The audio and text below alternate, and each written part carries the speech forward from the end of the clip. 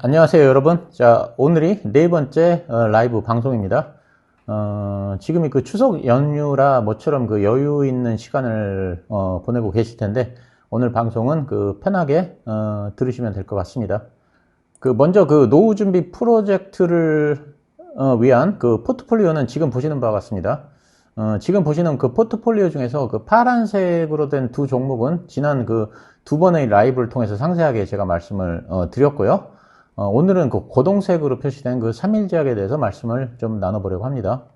그리고 그 지금까지 다루지 않았던 나머지 두 종목은 아마도 다음번 라이브 때나 해서 역시 간단하게 다뤄보려고 합니다. 자, 분석에 앞서 먼저 말씀을 드리자면 매수나 매도 추천은 아니고요. 이 종목은 제가 개인적으로 보유하고 있는 종목이라 편견이 있을 수 있고, 그리고 이 종목은 다른 라이브 방송 때도 소개를 해드렸던 종목이고, 멤버분들에게 영상으로 여러 번 소개해드렸고, 다른 강연에서도 말씀을 드렸고, 오늘 처음으로 말씀드린 종목은 아니라는 점도 말씀드립니다.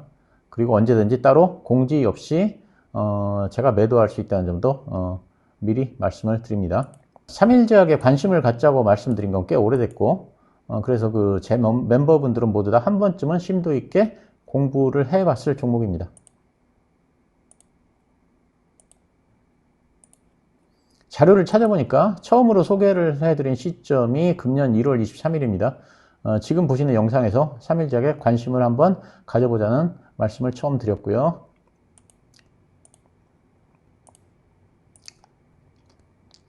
그리고 포트에 편입했던 시기가 2월 18일이고 그 당시 주가가 8,030원이었습니다. 까만색 화살표가 매수 시점입니다. 지금은 주가가 12,900원이니까 포트에 편입한 후에 61%가 상승했습니다. 금년 같은 그 약세장에서는 아주 좋은 실적이라고 생각하고요. 금년에 150% 이상 수익을 올린 삼천당제약에 이어서 두 번째로 그 높은 수익을 기록하고 있습니다.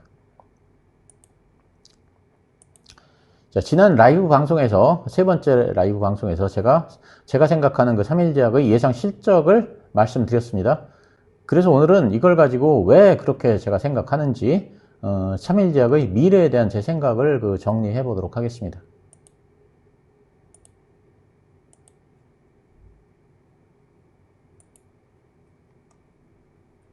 삼일제약은 그 개별 기준으로 2022년 그 실적이 영업이익이 62억 원에 불과한데 2년이 지난 금년에는 190억 원으로 그 이익이 200% 이상 증가할 것으로 전망됩니다. 아주 큰 증가세지만 제가 3일제약에 그 투자하는 이유는 이것 때문이 아니라는 말씀을 제가 드렸습니다.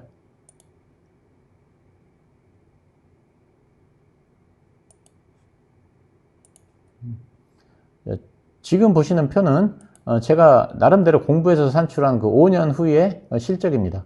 5년 후 실적이 실적은 그 매출이 지금보다 646%가 증가하고 영업이익은 무려 3140%가 증가할 것으로 저는 기대를 하고 있고, 이걸 보고서 계산해서 투자하고 있는 것입니다.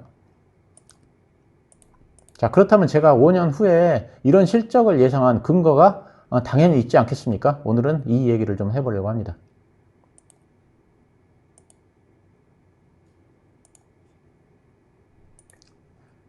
삼일제약의 비전은 지금 보시는 세 가지에 맞춰져 있습니다. 자, 첫째는 본업의 실적 성장인데 주로 안과 관련 약품의 성장입니다. 둘째는 로스비빈트의 라이센스인, 그리고 셋째는 베트남 CMO입니다.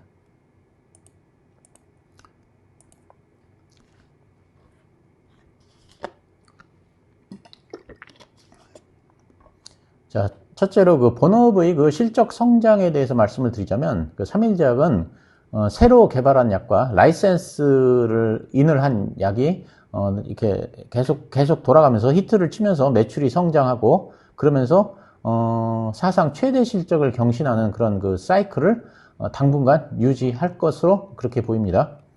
자, 우선 기존에는 그 4개의 그 블록버스터 약품이 있었는데 여기에 2개의 제품이 추가될 전망입니다. 블록버스터란 게 뭐냐면 연매출이 100억 원이 넘어가는 약품을 말합니다.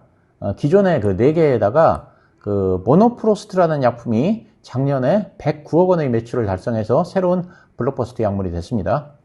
모노프로스트는 그 프랑스 떼아로부터 라이센스인을 한 녹내장 치료제인데, 작년 109억에 이어서 올해 한 약 120 정도, 120억 원 정도의 매출이 예상이 됩니다.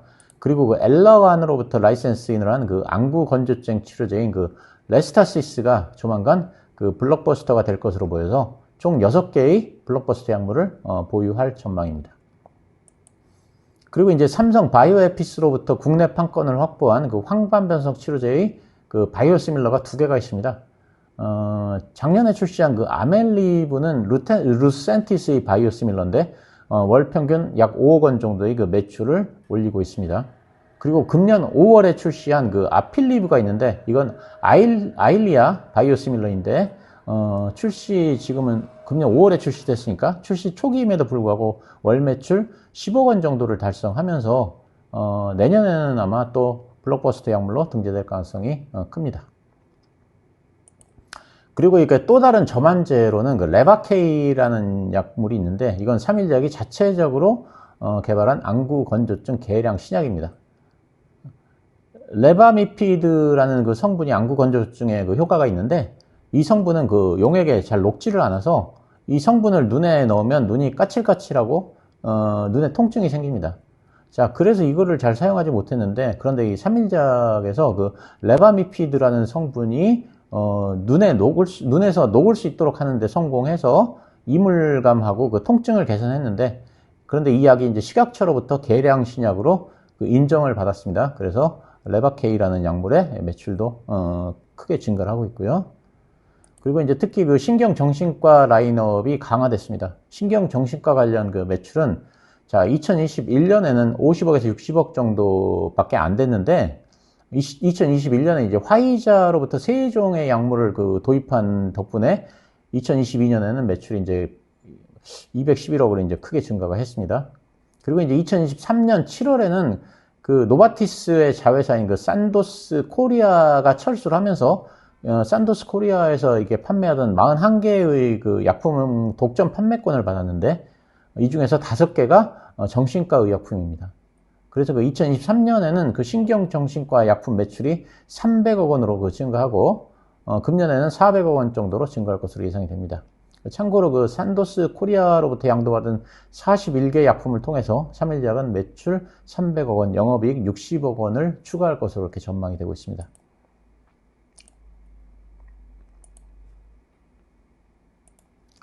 그래서 아까 보여드렸던 표를 지금 다시 보시면, 지금 설명드린 바와 같이 본업의 성장으로 2024년에는 지금 보시는 정도의 그 실적을 달성할 것으로 예상을 하고 있습니다.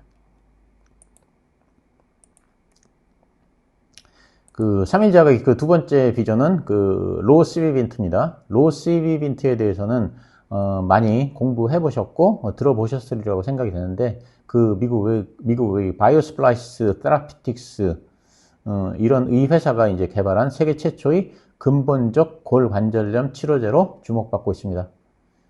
아직까지는 그 골관절염을 근본적으로 치료할 수 있는 약이 없습니다.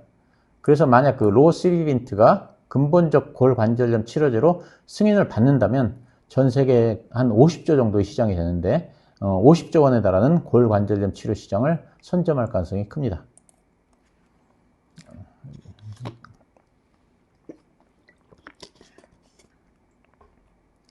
참고로 그 근본적 골관절염 치료제는 영어로 DMARD라고 하는데, Disease Modifying, 이 오스티오아르트리티스, 단어가 좀 어려운데, 오스티오아르트리티스 드럭, 이거 약자인데, 그 통증을 완화하는 것은 물론이고 연골까지 재생하는 치료제를 말합니다.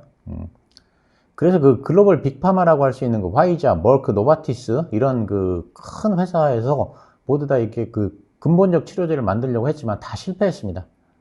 자, 우리나라에서는 그 티슈진이 여기에 도전하고 있고 현재 미국에서 임상을 하고 있습니다.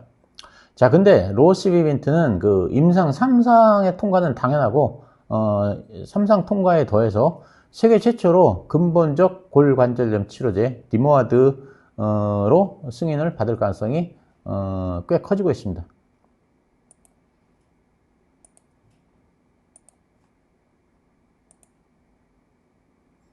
지금 보시는 그 그림은 로시비빈트의 그 임상 자료입니다.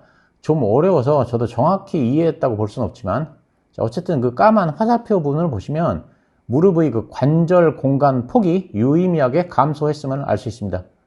이 얘기는 그 무슨 말이냐면 그 관절 공간에 그 연골이 재생되었다는 뜻입니다. 그러니까 자, 관절과 관절이 이 정도로 이렇게 떨어져 있었는데 그 사이에 요 공간이 요거 이렇게 떨어져 있었는데 요 사이에 그 공간이 줄었다는 의미는 그 사이가 그 연골로 채워졌다는 그런 의미가 되니까 연골이 재생된 것으로 그렇게 해석이 되고, 그래서 이 데이터는 아주 고무적입니다.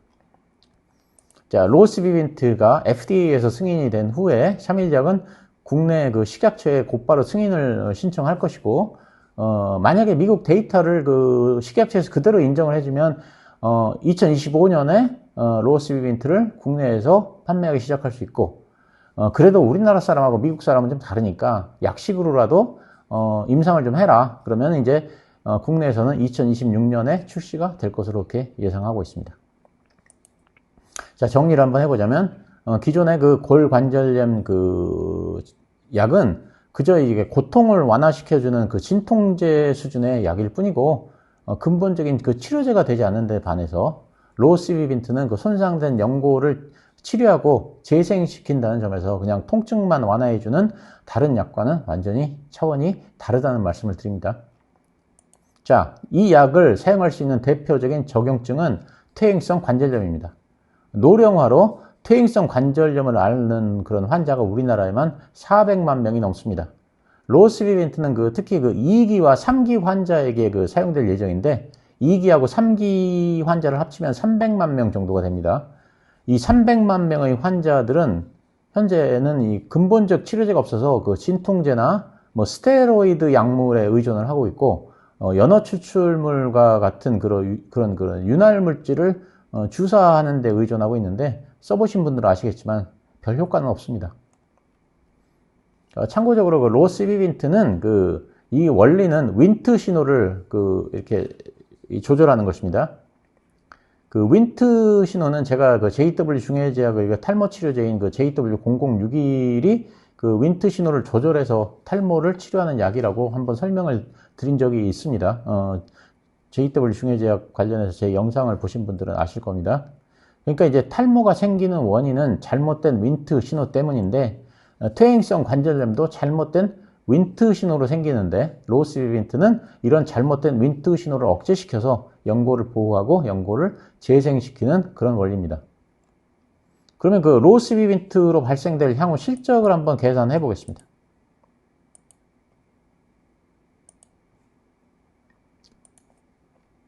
자, 회사에서는 로스비빈트 1년 치료비를 최저 300만 원으로 예상하고 있습니다. 아마 300만 원이 넘을 것 같은데 최저로 이 정도로 예상하고 있습니다.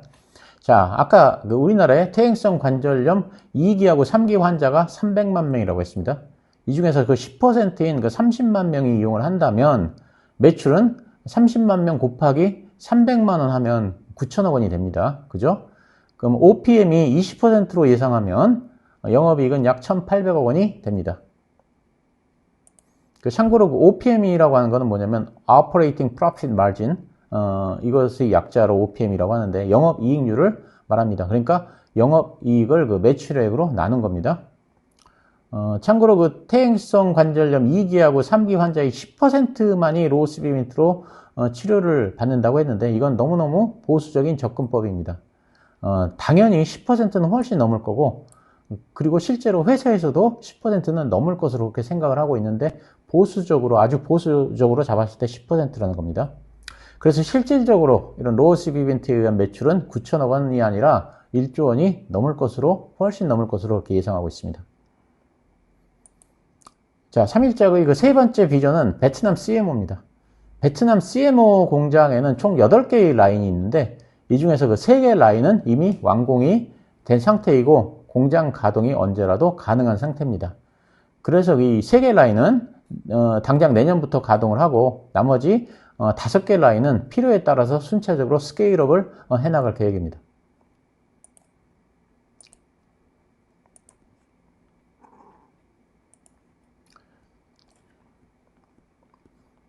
자, 그러면 간단하게 계산을 좀 해보겠습니다.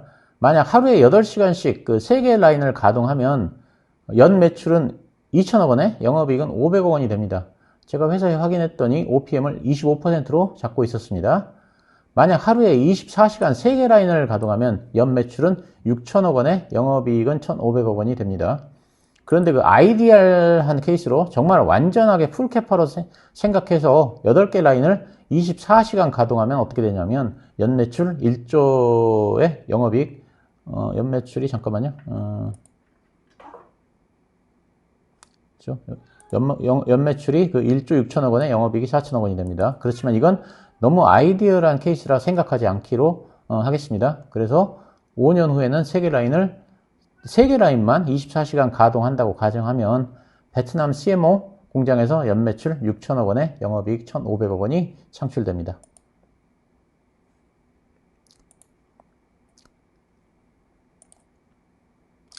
자, 그래서 5년 후에는 3개 라인을 24시간 가동한다고 가정을 했습니다.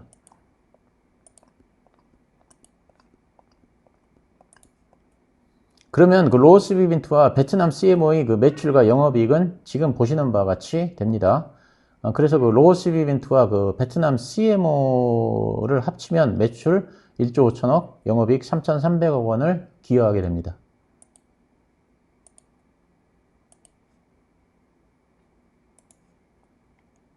그래서 기존 본업의 실적에다가 향후 발생된 로스 비빈트 매출, 그 다음에 베트남 CMO의 매출 영업이익, 이걸 더하면 지금 보시는 표와 같이 됩니다. 그래서 현재는 영업이익이 한 100억 남짓한 회사가 5년 후에는 3,500억 원의 영업이익을 내는 회사가 될 가능성이 있다고 저는 생각합니다.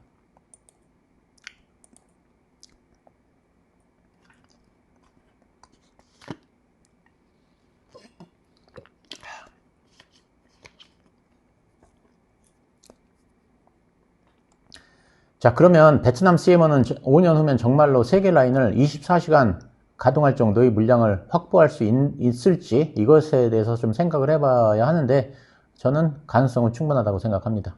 그 이유는 자, 간단하게 설명을 해보자면 첫째로 그 저만제는 글로벌 시장의 규모가 40조 원으로 시장성은 굉장히 큽니다.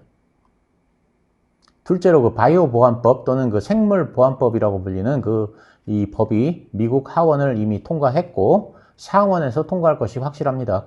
그렇게 되면 미국 기업들은 더 이상 그 중국의 CMO를 이용할 수가 없기 때문에 다른 생산 공장을 찾아야 하고요. 그렇게 된다면 3일작의 베트남 CMO 공장이 수혜를 볼 가능성은 아주 큽니다. 자, 셋째로는 자, 세계에는 그 CMO 공장이 많지만 저만제를 생산하는 CMO 공장은 부족합니다. 왜 이게 부족하냐면 활용도가 떨어지기 때문에 그렇습니다. 다른 저만제가 아닌 다른 CMO 공장은 얼마든지 전용이 가능합니다. 예를 들면 뭐 혈압약을 만들다가 위장약을 만들 수도 있고 위장약을 만들다가 또 혈관약을 이렇게 만들 수도 있습니다. 이렇게 다른 간장약을 만들 수도 있고 그렇지만 그 저만제는 오로지 저만제밖에 만들지 못합니다.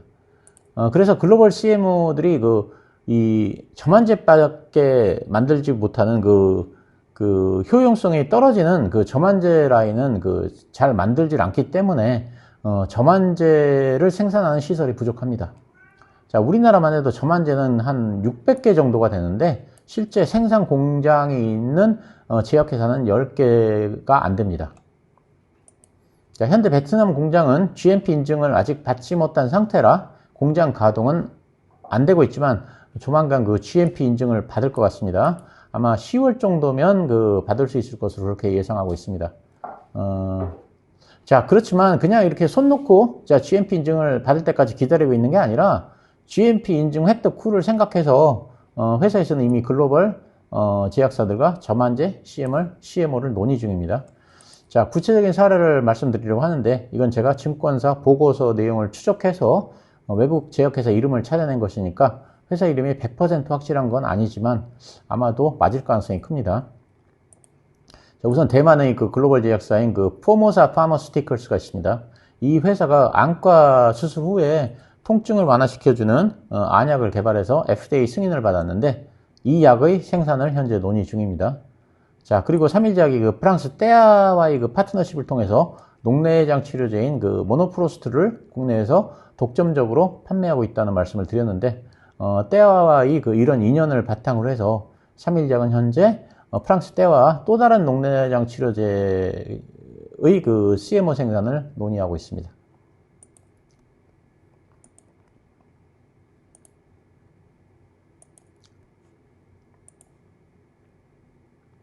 삼일제약이 그 CMO 전문 글로벌 기업인 프랑스의 유니더와도 파트너십 계약을 체결했다는 그런 기사가 나온 적이 있었습니다. 자, 유니더는 글로벌 CMO인데 왜 경쟁업체라고 할 수 있는 삼일제약과 전략적 동반 성장을 위한 파트너십을 맺었을까요?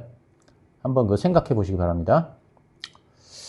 자, 그 이유를 설명을 드리자면, 자, 앞에서 말씀드렸듯이 저만제 CMO는 그 다른 약은 만들 수가 없고 오로지 저만제만 만들 수 있습니다. 그래서 효용성을 높이기 위해서 그 유니더는 저만제 시설을 제대로 만들지 않았습니다. 그래서 저만제 CMO 시설이 부족합니다. 자, 그런데 고객들은 저만제도 만들어 달라고 계속 오더를 넣습니다. 그래서 유니더는 저만제 수주가 들어오면 그걸 삼일제약의 그 베트남 공장에 넘겨줘서 생산하기로 협약을 맺은 상태입니다. 자, 그리고 제조 단가 경쟁력도 무시 못할 요인입니다. 제조 단가에서 인건비가 차지하는 비중이 제일 큰데, 베트남은 우리나라 그 인건비의 17%에 불과합니다. 그래서 제조 단가가 낮습니다. 참고로 우리나라에서는 그 약사 초봉이 500만 원이 넘어도 구하기가 쉽지 않은데, 베트남 약사들은 초봉이 60만 원 정도라고 합니다. 또한 그 동남아 지역은 약가가 저렴합니다. 글로벌 빅파마들이 유럽이나 미국에서 이 약을 생산한 후에 이거를 갖다가 동남아로 또 비행기 타고 수송을 해서 또 판매를 하면 수지타산이 맞지 않습니다. 동남아 지역의 약가가 저렴하기 때문에 그렇습니다. 그래서 동남아에서 생산해서 곧바로 동남아로 판매하는 전략이 훨씬 더 효용성이 있는데, 아마도 이런 전략을 글로벌 빅파마들이 사용할 경우에는 삼일제약의 베트남 CMO가 각광을 받을 가능성이 굉장히 큽니다. 자, 그래서 이런 점들을 감안했을 때 5년 후에는 3개 라인을 24시간 가동하는 것이 가능할 것으로 저는 예상을 했습니다. 자, 회사에서는 당장 내년에는 가동이 이제 처음으로 시작되는 내년에는 베트남 공장의 브레이크 이븐 이상을 목표로 하고 있습니다. 베트남 CMO는 연매출 400억 원이면 브레이크 이븐이 가능하다고 합니다. 자, 이제 그 외에 과거 기사를 보면 이 허승범 회장이 경찰 수사를 받는다는 뉴스가 있었는데, 이건 이미 무혐의로 종결된 것으로 저는 알고 있으니까 이 뉴스는 무시해도 될 것 같습니다. 자, 그리고 이제 또 재무 상태에 대한 말씀들을 하는데, 요것도 잠깐만 말씀을 드리자면, 자, 방배동에 본사 건물이 있고 이수역에 건물이 있는데, 이 둘을 합치면 시가가 약 1,000억 원에 가깝습니다. 이 중에서 이수역 건물은 지금 매각을 하기 위한 작업을 하고 있는 것으로 그렇게 알고 있고, 만약 400억 원의 매각이 되면 담보대출 상환하고 250억 원 정도는 회사에서 사용할 수가 있습니다. 자, 그리고 이제 오버행 리스크도 많이 이제 사람들이 얘기를 하는데, 이건 상당 부분 해소가 됐습니다. 전환사채는 전자 공시 시스템에 들어가셔서 스스로 한번 확인들 해보시기 바랍니다. 자, 초보자분들이라면 이런 거 자꾸 연습하셔야 됩니다.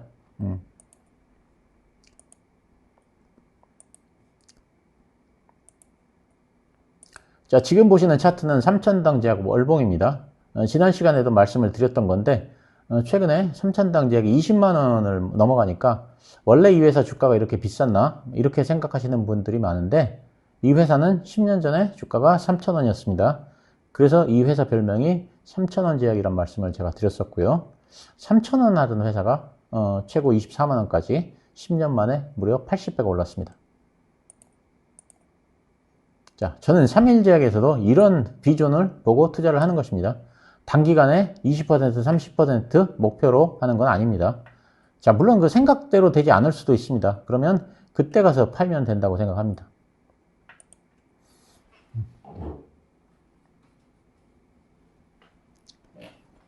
자, 삼일제약 같은 종목은 어떻게 매매를 하냐면, 일단 회사의 비전을 꼼꼼하게 검토하고 자기만의 예상 실적을 계산해 봅니다. 그리고 그걸 근거로 해서 목표가를 산출해 봅니다. 자, 목표가를 세웠으면 회사가 그 비전을 제대로 이행해 나가는지를 꼼꼼하게 체크를 해야 됩니다. 그냥 방치하면 안 됩니다. 그러다가 원래 예상과 다르게 나간다 싶으면 목표가를 수정해 나가야 합니다.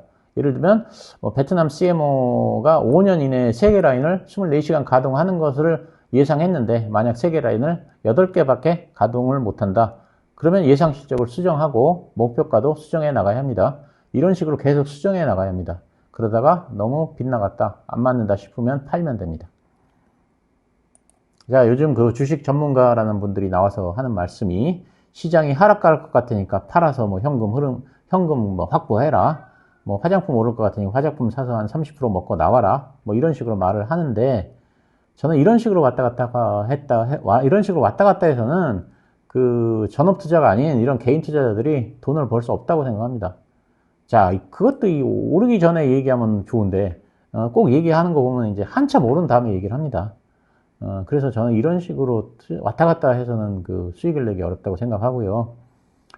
이런 식으로 메뚜기 같이 왔다 갔다 하면 여기서 20% 벌고, 여기서 또 20% 벌었다가 여기서 20% 손해보고, 저기서 또 30% 손해보고, 또 여기서 10% 이익 보고, 이런 식으로 해서 사실은 뭐 나중에 지나보면 큰 뭐 이렇게 이익은 없습니다. 그래서 이렇게 왔다 갔다 하는 매매보다는 저는 이런 우리 같은 이 개인 투자자들은 그 유망한 종목을 찾아서 길목을 지키는 전략이 좋다. 그래서 이런 매매를 고려해보자. 이런 말씀을 제가 드립니다. 자, 알테오진이 10년 만에 100배가 올랐다는 말씀을 드렸습니다. 자, 10년 동안 엄청난 우여곡절이 있었을 겁니다. 그렇지만 회사가 계속 좋아지니까 주가도 계속 올랐습니다. 저는 개인적으로는 알테오진 앞으로도 더 오를 거라고 그렇게 생각하고 있습니다. 자, 이렇게 장기적으로 회사가 좋아져서 크게 오를 수밖에 없는 그런 주식을 찾는 데 집중을 해야지 10% 먹고 뭐 20% 먹고 나오고 여기서 10% 벌고 저기서 뭐 20% 손해보고 이런 사이클 반복하다가는 장기적으로는 돈 벌기 어렵다. 이렇게 생각합니다. 이것이 저희 그 개인적인 그 투자 철학이기도 합니다.